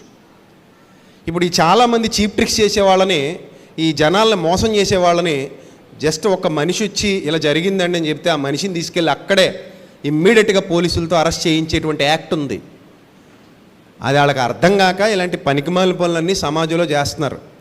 సరైనోడు ఎవడైనా ఒకడు వెళ్ళి నిలబడ్డాడంటే ఎందుకు పనికి రాకుండా పోతారు. అందుకే అలాంటి వాళ్ళందరికీ ఎప్పటికీ నేను ప్రేమపూర్వకంగా చెప్తున్నా, ఈ పడగొట్టే వాళ్ళకి, తోసే వాళ్ళకి, తుమ్మే వాళ్ళకి, సూట్లతో కొట్టే వాళ్ళకి, పనికిమాలిన పనులన్నీ చేసేసి అమాయకుల జీవితాలతో ఆటలాడుకుంటున్నటువంటి నకిలీ క్రైస్తవ బోధకులందరికీ చెప్తున్నా, ఆ యాక్ట్ ప్రకారంగా మిమ్మల్ని ఈజీగా అరెస్ట్ చేయించవచ్చు. చట్టపరంగా చూసినా దైవపరంగా చూసినా మీరు దొంగలే అవుతారు. కాబట్టి అలాంటి మోసాలు చేయకుండా సత్యవాక్యం చెప్పండి. అలాంటి మోసాలు చేసి అన్యజనుల మధ్య దేవుని నామాన్ని అవమానపరచకండి. మీ వీడియోలన్నీ అన్యజనులైన సహోదరులు పెట్టుకుని దేవుని నామాన్ని వాళ్ళు అవమానపరుస్తున్నారు, మీ వల్ల ప్రభు నామానికి అవమానం కలుగుతుంది కనుక మారండి అనే చెప్తున్నాను నేను. సో ఇందులో నాకు భయం లేదు, వాళ్ళు భయపడాలి. ఎప్పుడు కూడా ఎవరు భయపడాలి చెప్పండి? తప్పు చేసినోడు భయపడాలా, ఒప్పు చేసినోడు భయపడాలా? తప్పు చేసినోడు భయపడాలి, ఒప్పు చేసినోడు నాలా ధైర్యంగా నిలబడి ఖండిస్తాడు. అరే నాయన, మార్చుకోండి, బుద్ధి మార్చుకోండి, జ్ఞానం తెచ్చుకోండి, వివేకం తెచ్చుకోండి, ఖండిస్తాడు నిలబడి. వాళ్ళు మారాలి, వాళ్ళు తమ తప్పులు సరిదిద్దుకోవాలి. అమాయకులైన క్రైస్తవ సమాజాన్ని మోసం చేయకుండా పాపం వాళ్ళని మంచిగా సత్యంలో పెంచితే ఆనందమే కదా, గుండెలకు హత్తుకుంటాం అందరం కూడా. ఎందరో సేవకులు, ఎందరో భక్తిపరులు, ఎందరో దైవజనులు సత్యంలో పెంచుతున్నారు. అంతెందుకు ఆర్ఆర్కే మూర్తి గారు మీకు తెలుసు కదా, ఆయన కూడా ఈ టచ్లని పడగొట్టే వాళ్ళని ఖండించాడు. కావాలంటే ఆయన వీడియోలు చూసుకోండి. టచ్ అంటూ పడగొట్టే వాళ్ళని పూర్వకాలపు భక్తులు కూడా చాలామంది ఖండించారు. ఇంకా చాలామంది దేశ విదేశాల్లో ఎంతోమంది ఉన్నారు ఇలాంటి వాళ్ళని ఖండించేవాళ్ళు. ఇంకా వాళ్ళ తెలుగు సమాజంలో, తెలుగు క్రిస్టియానిటీలోనే కాదు, చాలామంది ఉన్నారు. ఇంకా పాశ్చాత్య దేశాల్లో కూడా చాలామంది ఖండించి గద్దించి ఆ బుద్ధి చెప్పేవాళ్ళు ఉన్నారు. కాబట్టి సత్యం అర్థమైనప్పుడు, సత్యం తెలిసినప్పుడు, సత్య విషయమైన ప్రేమ అవలంబించినప్పుడు ఖచ్చితంగా తప్పుని ఏం చేస్తారు? ఖండిస్తారు. ఇప్పుడు పాయింట్ చూస్తే మనము 15వ వచనం జాగ్రత్తగా చూడండి. ఇప్పుడు 15వ వచనం జాగ్రత్తగా చూడండి. మనము జన్మము వలన యూదులమే కానీ, మనము దేని వలన యూదులమట? జన్మము వలన యూదులమే కానీ అన్యజనులలో చేరిన పాపులం కాదు. కాబట్టి మనుష్యుడు యేసుక్రీస్తునందు విశ్వాసము వలననే కానీ ధర్మశాస్త్ర సంబంధ క్రియల మూలంగా నీతిమంతుడిగా తీర్చబడని ఎరిగి, మనము ధర్మశాస్త్ర సంబంధమైన క్రియల మూలంగా కాక క్రీస్తునందలి విశ్వాసం వలననే నీతిమంతులమని తీర్చబడుటకై యేసుక్రీస్తునందు విశ్వాసం ఉంచాం. మనం ఎందుకు యేసుక్రీస్తునందు విశ్వాసం ఉంచాం? మనుష్యుడు ఎప్పుడు కూడా క్రీస్తునందు విశ్వాసం ఉంచడం ద్వారా నీతిమంతుడు అవుతాడట తప్ప ఆ ధర్మశాస్త్ర సంబంధమైన ఆజ్ఞలు, పద్ధతులు, ఆచారాలు ఇవన్నీ ఆచరించడం వల్ల ఏం కాడట? నీతిమంతుడు కాడట. అది విశ్వాస సంబంధమైంది కాదట. ఆచారాలు, పద్ధతులు చూసుకోవడం అనేది. రైట్, తర్వాత చూడండి. కాబట్టి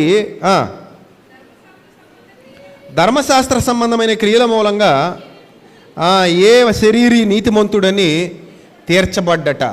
రైట్, తర్వాత కాగా మనము క్రీస్తునందు నీతిమంతులమని తీర్చబడుటకు వెదకుచుండగా మనం ఇంకా పాపులంగా కనబడిన ఎడల ఆ పక్షమందు క్రీస్తు పాపమునకు పరిచారకుడాయనా? అట్లనరాదు. నేను పడగొట్టిన వాటిని మరలా కట్టిన ఎడల నన్ను నేనే అపరాధినిగా కనపరుచుకుందును కదా. నేనైతే దేవుని విషయమై జీవించి నిమిత్తము ధర్మశాస్త్రము వలన ధర్మశాస్త్రము విషయమై చచ్చిన వాడనైతిని. నేను క్రీస్తుతో కూడా సిలువ వేయబడి ఉన్నాను. ఎంత బాగుంది చూడండి పాయింట్. నేను క్రీస్తుతో కూడా ఏమై ఉన్నాను? నేనేమై ఉన్నాను? క్రీస్తుతో కూడా సిలువ వేయబడి ఉన్నాను. నేను క్రీస్తుతో కూడా సిలువ వేయబడి ఉన్నాను. ఎక్కను జీవించువాడను నేను కాను, క్రీస్తే నా యందు జీవిస్తున్నాడు. చాలా జాగ్రత్తగా ఈ పాయింట్ మీరు అందరూ అర్థం చేసుకోండి. బాప్తిస్మం పొందిన పిల్లలందరూ చేతులు చూపించండి. అంటే మీరందరూ సిలువ వేయబడ్డారనమాట. పాయింట్ అర్థమైందా మీకు? ఇక్కడ బాప్తిస్మం పొందిన పిల్లలందరూ ఏమయ్యారు? క్రీస్తుతో కూడా నేను సిలువ వేయబడి ఉన్నాను. ఇది మీరందరూ ఎప్పటికప్పుడు మీతో మీరు చెప్పుకోవాలి. ఈ మాట మీతో మీరు ఈ మాట చెప్పుకోవాలి. ఏమని చెప్పుకోవాలి? నేను క్రీస్తుతో కూడా సిలువ వేయబడి ఉన్నాను. ఎప్పుడైతే నేను బాప్తిజం పొందానో ఆ రోజే నేను కూడా క్రీస్తుతో కూడా ఏమయ్యాను? సిలువ వేయబడ్డాను. ఇకను జీవించువాడను నేను కాను, ఇక మీదట నా యందు జీవించువాడు క్రీస్తే. మనం ఇంకా సంపూర్ణంగా క్రీస్తుకు మన హృదయాన్ని ఇచ్చేసాం. ఇక పాతవి గతించి సమస్తం ఏమయ్యాయి? కొత్తవయ్యాయి. అంటే ఆ పాత రోత పద్ధతులు, ఆచారాలు, మూఢ విశ్వాసాలు అన్నీ కూడా ఏమైపోయాయి? చచ్చిపోయాయి. ఇంక లేవవి. వాటి గురించి మీరు పట్టించుకోకర్లా. అర్థమైందా? కొంతమంది పిల్లి ఎదురొచ్చిందంటే చాలు మళ్ళీ ఇంట్లోకి వెళ్ళిపోతుంటారు. ఏంటా నమ్మకం? దానికి ఏమన్నా రూట్ కాజ్ ఏంటి? దానికి ఏ విధంగా నువ్వు దాన్ని నమ్ముతున్నావు? ఓకే, వచ్చిందంటే పిల్లి వచ్చింది, ఏమైంది? అది కూడా మనలాంటి జీవే. కొంతమంది ఇళ్లలో పిల్లులు పెంచుకుంటారు. మరి వాళ్ళకి ఎదురు రావడం ఏంటి? వాళ్ళ పక్కన పడుకుంటుంది వెళ్ళేది. మరి ఏం చేయాలి వాళ్ళు కదా? సరే, పిల్లి వచ్చిందని వెనకపోవడం, ఎవరో తుమ్ముతుంటే వెనకపోతుంటారు. సో దానికి ఏవో మన పెద్దోళ్ళు ఏవో చెప్తారంటే, తుమ్మడం అనే దానికి పెద్దోళ్ళు ఏం చెప్తారంటే, పూర్వం ఎక్కడైనా దూర ప్రయాణాలు చేస్తున్నప్పుడు ఇంట్లో ఎవరైనా తుమ్మారనుకోండి, ఒకసారి అంటే వాళ్ళ ఆరోగ్యం బాగాలేదని అర్థం కదా, ఒకసారి వెనక్కి వచ్చి మళ్ళీ చూసి వెళ్తారని ఆ సిస్టమ్ ఏదో పెట్టారని చెప్తారు. సరే, అదైతే ఓకే, దానికి తుమ్మాల్సిన అవసరతే లేదు. వెళ్ళేటప్పుడే కాసేపు కూర్చొని చేతులు పట్టుకుని మాట్లాడి వెళ్తే సరిపోద్ది, అంతే కదా. ఇంకా ఒకవేళ జలుబు చేసి తుమ్ముతా ఉన్నాడు అనుకోండి, తుమ్మిన ప్రతిసారి వెనక్కొస్తుంటే ఇంక నీ ప్రయాణం తెల్లారినట్టే. అంతే కదా. ఇప్పుడు ఏదో దానికి ఒక రీజన్ చెప్పాలని చెప్పేస్తారు, కానీ ఇప్పుడు తుమ్మాడు, సరిగ్గా గడప దాకా వెళ్ళాక మళ్ళీ తుమ్మాడు, మళ్ళీ వెనక్కి వచ్చి నాన్న బాగున్నావా మరి ఇల్లు రమ్మంటావా అంటే ఆ క్షణం మళ్ళీ తుమ్మాడు, ఇంకడు వెళ్తాడా? ఇంకెళ్ళట ప్రయాణం వెళ్దు ఇంకా. సో కాబట్టి ఇవన్నీ ఇప్పుడు ఒకటి, ఆరోగ్యం బాగాలేని వ్యక్తి ఉన్నాడు, మాట్లాడు, జాగ్రత్తగా పలకరించు, తొందరగా వెళ్ళి వచ్చేస్తానులే, నువ్వు కంగారు పడకు, మందులు వేసుకో, సంతోషంగా ఉండు అని చెప్పేసి వెళ్ళిపోతే అది వేరు. అంతేదాని ఆయన తుమ్మినా, ఈవిడ తుమ్మినా, ఇంకొక ఆవిడ తుమ్మినా, ఎవరు తుమ్మినా నువ్వు ఇంట్లోకి వెళ్ళిపోవడం, ఆ తుమ్మినోళ్ళకి శాపనార్థాలు పెట్టడం, ఆ తుమ్మినోళ్ళని తిట్టడం, ఇది మూఢ విశ్వాసం అంటారు దీన్ని. ఏ విశ్వాసం అంటారు దీన్ని? మూఢ విశ్వాసం, అంధవిశ్వాసం అంటారు దీన్ని. ఇలాంటి పనికిమాలిన నమ్మకాలు ఇంకా నీ హృదయాన్ని ఏలుబడి చేస్తున్నాయంటే నీకు మేకులు దిగలేదన్నమాట. ఇంకా ఆటలకి నీకు కదా, ఆటలకి దిగలేదు, ఇంకా ఉన్నాయి పైన. ఇంకొంతమంది విధవరాలు ఎదురుగానే ఆవిడ జీవితాన్ని నాశనం చేసేసి, ఆవిడని పొడిచేసి సూటిపోటిగా, ఇంకా ఆవిడ ఎదురైందంటే ఇంకా ఆవిడకి ఒక రకంగా కన్నీరు రప్పించేంత వరకు వీళ్ళకి కుదురుండరు అనమాట. ఎందుకంటే ఒకవేళ పాపం ఏదైనా పెళ్లి కార్యక్రమానికి వచ్చిందనుకో, అక్క నువ్వు కొంచెం ముందుకు రాకే, దూరంగా ఉండు, పెద్దమ్మ నువ్వు కొంచెం వెనక్కు ఉంటే మంచిది అంటారు.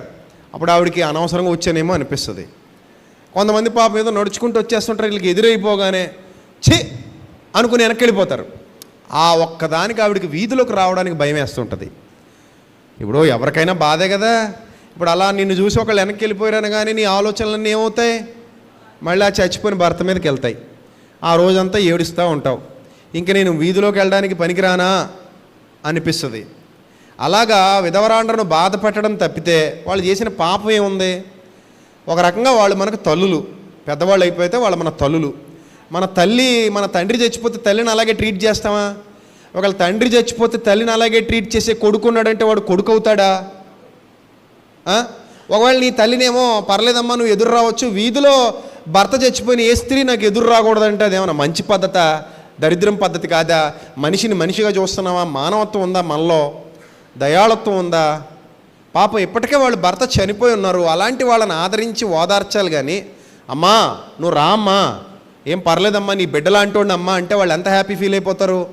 అమ్మా నువ్వు ఎదురొస్తే నాకు అది మంచిదేనమ్మా, నువ్వు మంచి మనసుతో నాకు ఎదురురా అమ్మా, తప్పే ఉందంటే దానికేముంది, ఏమైపోద్ది, నష్టం ఏమొచ్చింది? ఇలాంటి పిచ్చి ఆలోచన విధానాన్ని ఇంకా చాలామంది క్రైస్తవులు కలిగి ఉన్నారంటే మరి వాళ్ళని ఏమనాలి? ఒక విధవరాలు మనవడి బర్త్డే కేకు కట్ చేయొద్దన్నాడట కొడుకు అన్నాడో మరి కోళ్ళు అందో. మనవడి బర్త్డే కేకు తాతగారు లేరు, నువ్వు వచ్చి కట్ చేయించొద్దు, నీ చేతితో పట్టుకున్న కేక్ కట్ చేయించొద్దు, అది మాకు అశుభం అన్నారని ఆవిడ పాపం కుములు ఏడ్చిందట 2-3 రోజులు. మరి బాధగా ఉంటుందా ఉండదా? ఇప్పుడు భర్త చచ్చిపోతే అంత విలువ లేకుండా పోతున్నప్పుడు స్త్రీకి, ఇప్పుడు భార్య చచ్చిపోతే కూడా ఎదురు వెళ్ళకూడదు మనం వాడికి. మరి విధవడు అనాలి. ఎంత బాధగా ఉంటుందా విధవడికి? బాధగా ఉంటుందా ఉండదా? సో కాబట్టి ఇలాంటి పనికిమాలినవి అనవసరం, మంచి పద్ధతులు కావవి. వాళ్ళకో న్యాయం వీళ్ళకో న్యాయం అన్నట్టు దరిద్రపు ఆలోచన విధానం అది. అర్థమైందా? సో కాబట్టి ఒకవేళ నిజంగా భర్త చచ్చిపోతే వయసులో ఉంటే పెళ్లి చేసుకోవడమే, భార్య చచ్చిపోతే చేసుకోవట్లే, అలాగే అంతే. మరి ఒకవేళ లేదు నాకు అవసరం లేదనుకుంటే అలా ఉండిపోతారు, అది వాళ్ళ ఇష్టం, మనం వాళ్ళని ఇబ్బంది పెట్టడానికి లేదు. సో ఎవరిష్టం వాళ్ళది. కానీ వాళ్ళకి సమాజంలో గౌరవ మర్యాదలు వాళ్ళ వరకు ఎప్పటికీ అలాగే ఉంటాయి, అంతే. ఆ గౌరవం వాళ్ళ గౌరవం వాళ్ళకి ఇచ్చేయాలి తప్ప ఏదో భర్త చచ్చిపోయాడని భార్య చచ్చిపోయి వాళ్ళ గౌరవాన్ని తీసేసి వాళ్ళని అలా అవమానించడం మంచి పద్ధతి కాదు. ఇలాంటివి చాలానే ఉన్నాయి మనుషుల జీవన విధానంలో. అవన్నీ కూడా ఏం చేయాలంటే సిలువ వేయబడాలి. ఆ సిలువ అంటే అర్థం అది, నీ ప్రాచీన స్వభావానికి సిలువేసుకో, అది దాని అర్థం ఇక్కడ. అందుకే పౌలు గారు చాలా నొక్కి చెప్తున్నాడు, అరే నాయన సున్నతి పొందుట యందు ఏమీ లేదు, పొందకపోవుట యందు ఏమీ లేదు, కానీ ఒక సున్నతి కావాలి. ఆ సున్నతి ఏంటంటే హృదయ సంబంధమైన సున్నతి, అది చేసుకోమంటాడు. చూడండి కొరింథీ పత్రికలో సున్నతి దేనికి ఏమంటాడు? ఆత్మ సంబంధమైన సున్నతి చేసుకోండి, హృదయ సంబంధమైన సున్నతి చేసుకోండి, అంతే తప్ప మీరు ఈ శరీర సంబంధమైన సున్నతికి మీద దృష్టి పెట్టకండి. శరీర సంబంధమైన సున్నతితో పని లేదు, అది మనకు అవసరం లేదు. ఇది చాలా ఖచ్చితంగా ఖండించి మాట్లాడతాడనమాట. ఈ ప్రసంగం అంతా కూడా, ఈ అధ్యాయం అంతా కూడా ఆయన చెప్పేది అదే. అరే నాయన, మీరు ఈ గలతీ పత్రిక అంతా చదవండి, గలతీ పత్రికలో ఎక్కువ ఇవే సందర్భాలు మాట్లాడతాడు. మీరు ఈ శరీర సంబంధమైన ఆచారాలకు విలువనివ్వకండి, శరీర సంబంధమైన విషయాల మీద దృష్టి పెట్టకండి. మీరు ఏమవ్వాలి? క్రీస్తుతో కూడా ఏమవ్వాలి? సిలువ వేయబడాలి. క్రీస్తు కూడా సిలువ వేయబడాలి. మీరు అలా సిలువ వేయబడినప్పుడు ఈ ఆచారాలన్నీ చచ్చిపోతాయి. అప్పుడు ఈ చెత్త అంతా మనసులోకి అసలు రానివ్వరు, అస్సలు రానివ్వరు. అర్థమైందా? అప్పుడు ఎంత ప్రశాంతంగా, హాయిగా, సంతోషంగా జీవిస్తారు, ఆనందంగా జీవిస్తారు, దేవుని యందు భయభక్తులు కలిగి జీవిస్తారు, నీతి మార్గాల్లో నడుస్తారు. ఏది నీతి, ఏది దుర్నీతి, ఏది వెలుగు, ఏది చీకటి, ఏది జ్ఞానం, ఏది అజ్ఞానం, ఆ ఒక్క పాయింట్ మీద మీరు దృష్టి పెడతారు. మీ జీవితం హ్యాపీగా ఉంటుంది, మీ బ్రతుకు బాగుంటుంది. అలా కాకుండా వేరే ఏ రూట్లోకి వెళ్ళినా దెబ్బతినిపోతారు. ఇప్పుడు మీకు అసలు విషయం చెప్పకపోతే ఇంకా దెబ్బతినిపోతారు. అదేంటంటే, పౌలు బుద్ధి చెప్పినప్పుడు పేతురు ఏం చేసుకున్నాడు? సెట్ అయిపోయాడు. పేతురే కాదు, మొత్తం అందరూ సెట్ అయిపోయారు. ఎందుకంటే ధర్మశాస్త్ర పండితుడు, జ్ఞాని. ఆయనతో డిబేట్ చేసి గెలవటం అంత ఈజీ కాదు. ఆయన అవసరమైతే వేలికేస్తే మెడకేయగలడు, మెడకేస్తే వేలికేయగలడు, మొత్తానికి కట్టి అవతల పడేయగలడు. అంత టాలెంటెడ్ పర్సన్. ధర్మశాస్త్రాన్ని అవపాసన పట్టినోడు. ఆయన ముందు చాలా జాగ్రత్తగా ఉండాలి. బైబిల్ గ్రంథాన్ని జాగ్రత్తగా పఠించినోడు. అలాంటి గొప్ప బోధకుడు కనుక ఆయన చెప్పినప్పుడు పేతురు గారు అందరూ కూడా సరెండర్ అయిపోయారు. సరెండర్ అయిపోయి, ఓ మాది తప్పు, ఇక మీదట ఏం చేద్దాం, దిద్దుకుందాం అని దిద్దుకున్నారు. మరి ఈ ప్రసంగం వింటున్న మీరు కూడా దిద్దుకోండి. అలాంటి భావజాలం ఏమైనా ఉంటే తీసేసుకోండి. ఇప్పటికీ చాలామందికి అదో రకం మనుషులు ఉంటారు. ఇప్పటికీ కటింగ్ వేయించుకోవడానికి కూడా మీకు వారాలు వర్జ్యాలు కావాలి. ఏంటి కటింగ్కి? ఏ గుండుకైనా గట్టికి దెబ్బ తగిలి ఒక 8 కుట్లు పడతాయి అన్నాడు అనుకో డాక్టర్. ఆ రోజు ఏం చేయాలి? ఇప్పుడు శుక్రవారం గుండు గీకండి డాక్టర్ గారు, పిలవకండి అతన్ని. రక్తం అలా కారణం ఏమంటే కుట్లు ఎప్పుడేద్దాం, రేపు వేద్దాంలేండి డాక్టర్ గారు అంటావా? గుండు గీసేస్తారా? గీసేస్తారు గుండు. అందుకని పిచ్చి పిచ్చి వేసాలు లేకు. అర్థమైందా? గుండు గీసుకోవడానికి మంగళవారం, ఇదేదో రాసుకోవడానికి శుక్రవారం, ఇది వెళ్ళటానికి పోవటానికి కూడా మళ్ళీ లెక్కలు ఉంటాయి మీకు, పిచ్చి లెక్కలు. ఈరోజు శుక్రవారం అండి, వెళ్ళకూడదండి. శుక్రవారం చచ్చిపోకూడదా? ఏం మరి ఆ రోజు సావు రాదేమో నీకని వస్తుందంటావా? రాదా? ఏం మరి ఎవడో తెలుసు, చచ్చేప్పుడు చూద్దాం. ఒకవేళ నువ్వు శుక్రవారం పిచ్చుండి శుక్రవారం చచ్చిపోతే మేము రావు. మరి నీ శవాన్ని అలా రోడ్డు మీద వదిలేస్తాం. అప్పుడు కానీ నీకు బుద్ధి నీకు ఇంకా నీకు బుద్ధి వస్తుందిలే, పోయావు కదా. సో కాబట్టి దయచేసి మీకు చేతులెత్తి నమస్కరిస్తున్నాను. అలాంటి చెత్త అంతా మనసులో నుంచి తీసేసి ప్రశాంతంగా బతకండి. ఆ దరిద్రాలు ఏమైనా ఉంటే లోపల నుంచి తీసేయండి. అవి ఏమైనా సరే, ప్రతిదాన్ని భూతత్వంలో చూడడం, ప్రతిదాన్ని జడ్జి చేయడం, ప్రతిదాన్ని ఇంకా దానికి వాక్యానికి లింక్ పెట్టడం, లేదా తీసేయటం, కలపటం, చేరపటం, that is not right, that is not good. మీ సున్నతి హృదయ సంబంధమైంది కావాలి. హృదయానికి సున్నతి జరగాలి, శాంతిగా ఉండాలి, సమాధానంగా ఉండాలి. నీ ప్రాచీన స్వభావానికి ఏం వేయబడాలి? సిలువ వేయబడాలి. దేనికి? నీ ప్రాచీన స్వభావానికి సిలువ వేయబడాలి.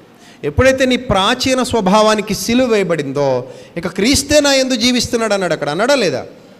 క్రీస్తే నా యందు జీవిస్తున్నాడు. అదే గలతీ పత్రిక 5:24 ఒకసారి చదవండి. అదే గలతీ పత్రిక 5:24. క్రీస్తు యేసు సంబంధులు శరీరాన్ని దాని ఎచ్చలట, దానికి పాత దురాశలు ఉన్నాయట, దానికి పాత దురాశలు ఉన్నాడు ఈ శరీరానికి. దాని ఎచ్చలతోనూ ఆ పాత దురాశలతోనూ ఏం చేశారట? గట్టికి సిలువ కొట్టేశారట, మేకు దగ్గొట్టేశారట. దేనికి? ఈ శరీరంలో ఉండే ఎచ్చలకు, ఈ శరీరంలో ఉన్నప్పటి ఒకప్పటి పాత దురాశలకు ఏం కొట్టేశారు? మేకులు కొట్టేసి సిలువకు దగ్గొట్టేశారు. ఇంక ఇది నాకు వద్దు అని దాన్ని సిలువకు దగ్గొట్టేసి క్రీస్తు కూడా తిరిగి లేచారు.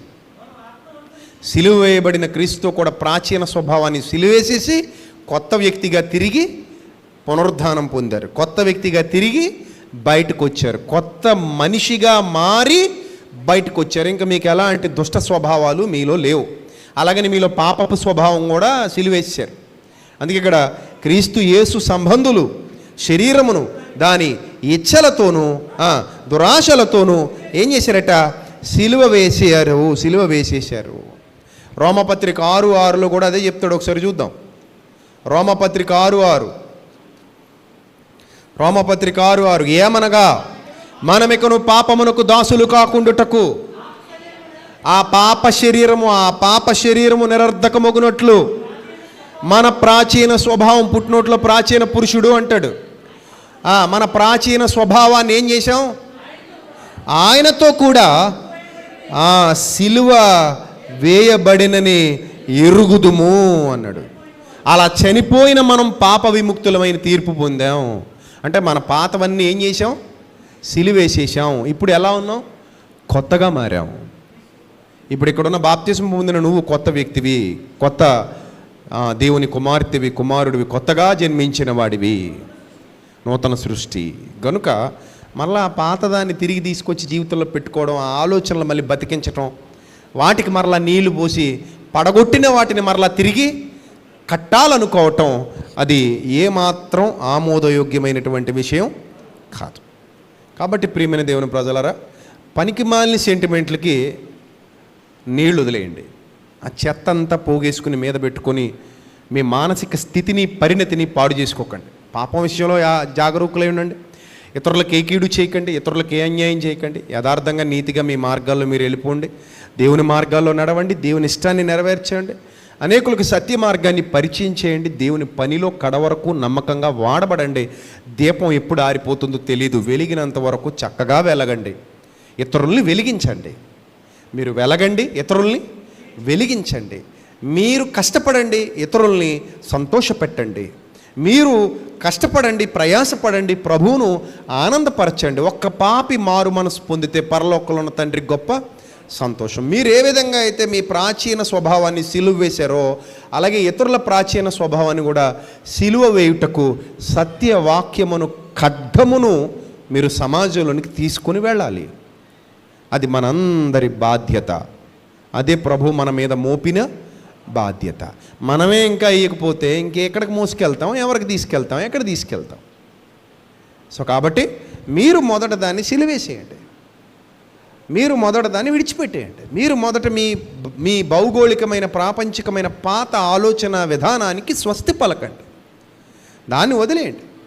అప్పుడు సరికొత్త ఆలోచనతో పునరుజ్జీవింపబడి నీతి మార్గమును అనుసరించినట్లు ఎవరు అనేకులను త్రిప్పుదురో వారు ఆకాశ మండలంలోని జ్యోతులను పూలిన వారే నిరంతరము ఏమవుతారట? ప్రకాశిస్తారు అని దానియేలు గ్రంథకర్త చెప్తున్నాడు. మరి అలా ప్రకాశించాలా వద్దా? మనం అందరం కూడా ప్రకాశించాలి. అదే సత్య వ్యాప్తి కొరకు నిలబడటం అంటే అర్థం. ప్రభువా నేనున్నాను, మా నిమిత్తము ఎవడు పోవును? అప్పుడు యెషయా భక్తుడు అంటున్నాడు, ప్రభువా ఇదిగో నేనున్నాను, నన్ను పంపుమనగా. నేనున్నాను ప్రభువా, నేనున్నాను ప్రభు. I'm here my Lord, I'm here. నన్ను పంపించు తండ్రి, నన్ను పంపించు, నేను వెళ్తాను ప్రభువా. అలాంటి మంచి లక్షణాలు, అలాంటి మంచి ఔత్సాహిక లక్షణాలు, ఉత్సాహంతో కూడినటువంటి స్వభావం ఎప్పుడైతే మీ అందరిలో ఉంటుందో తండ్రి పని ఇంకా ఘనంగా జరుగుతుంది.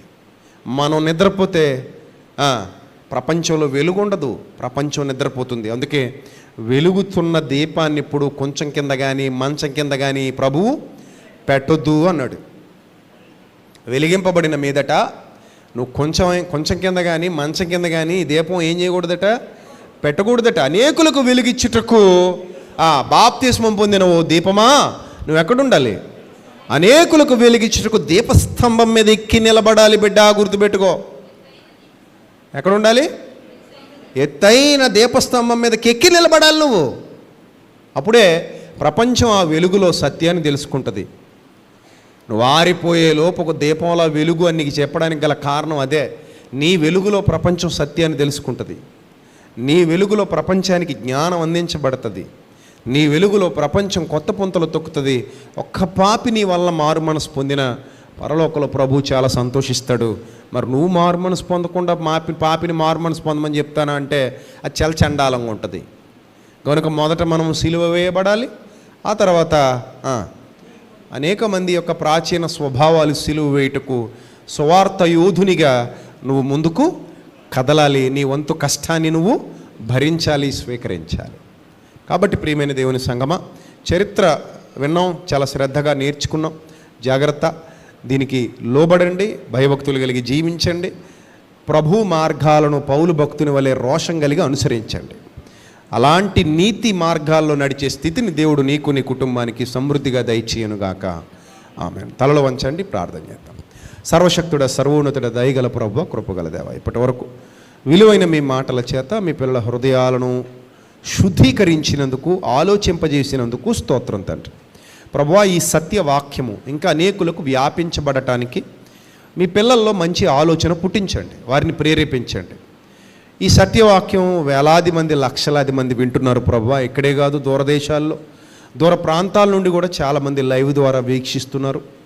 వారిని కూడా మీరు ప్రేరేపించండి. వారి ద్వారా ఈ యొక్క సమాచారం అనేకులకు చేరవేయబడుటకు, వారు కూడా ప్రభా మీ సువార్త పనిలో పాలిభాగస్తులగుటకు వారికి అవకాశం ఇవ్వండి తండ్రి. తీర్పు దినాన నువ్వు ఏం చేశావు అని అడిగినప్పుడు నేను నా తలాంతును కప్పెట్టాను అనే సమాధానం కాకుండా, తండ్రి నీవిచ్చిన తలాంతును నేను వృద్ధి చేశాను, నీవిచ్చిన తలాంతును నీ సేవార్థమై వినియోగించాను, నీ కొరకు ఉపయోగించాను అని చెప్పగలిగే మంచి మనస్సు బిడ్డలందరికీ దయచేయండి ప్రభా. వారు నీతిని విత్తి చక్కటి పంట కోసుకోవడానికి, తీర్పు దినాన వారు మీ ఎదుట తలెత్తుకుని నిలబడడానికి శక్తినివ్వండి, బలాన్నివ్వండి ప్రభా. మీరు మాకు ఏ వనరులనైతే దయచేశారో వాటిని మీ పనిలో వినియోగించగలిగే భాగ్యాన్ని మా అందరికీ దయచేయండి. అందునిమిత్తమే అవి మాకున్నాయని గుర్తించగలిగే జ్ఞానం, వివేకం మీ పిల్లలందరికీ ప్రసాదించండి. ఇంకా మా మినిస్ట్రీని బలపరచండి, అనేక గొప్ప కార్యాలు మా ద్వారా జరిగించండి. మీ పిల్లలందరికీ శక్తిని, బలాన్ని, ఆయుష్ను, ఆరోగ్యాన్ని అనుగ్రహించి మీ పిల్లలందరి ద్వారా, వారి కష్టార్జితం ద్వారా మరిన్ని గొప్ప కార్యాలు జరిగించుకోమని ఘనత, మహిమ, ప్రభావములు మీకు మాత్రమే చెల్లిస్తూ యేసుక్రీస్తు ప్రభు వారి దివ్యనామంలో ఈ ప్రార్థన మనవులు సమర్పించి జవాబు పొందుకొనుచున్నాం మా కన్న తండ్రి. ఆమెన్. అందరికీ వందనాలు. May Lord bless you all. Love you. Thank you. God bless you. సర్వశక్తుడా, సర్వోన్నతుడ, దయగల ప్రభువ, కృపగల దేవ, మీ పవిత్ర నామానికి స్తుతులు, స్తోత్రాలు చెల్లిస్తున్నాం తండ్రి. మీ కుమారుడైన క్రీస్తు మా కొరకు చేసిన బలియాగమును స్మరిస్తూ, ఆయన ద్వారా ప్రభువ మీ పిల్లలమైన మేము తండ్రి మీ యందు భయభక్తులు నిలిపి కడవరకు నమ్మకంగా మీ కుమారుడైన క్రీస్తును భుజాల మీద మోస్తూ, ఆయన అప్పగించిన భారాన్ని మోస్తూ తండ్రి అనేక మందికి సత్యమును పరిచయం చేసి మేము పరిశుద్ధతను కాపాడుకుంటూ, నమ్మకత్వాన్ని కాపాడుకుంటూ తండ్రి మీ యొక్క సన్నిధికి తిరిగి చేరడానికి మా అందరికీ సహాయం అనుగ్రహించమని, విశ్వాసమందు భాగ్యవంతులుగా, స్థిరులుగా, కదలని వారుగా, ఎప్పటికీ మీ కార్యాభివృద్ధి యందు ఆసక్తి పరులుగా బిడ్డలందరూ ఉండడానికి సహాయ సహకారాలు దయచేయమని, ఘనత, మహిమ, ప్రభావములు మీకు మాత్రమే చెల్లిస్తూ యేసుక్రీస్తు నామంలో ఈ ప్రార్థన మనవులు సమర్పించి జవాబు మీ వద్ద నుండి పొందుకుంటున్నాం మా కన్న తండ్రి. ఆమేన్.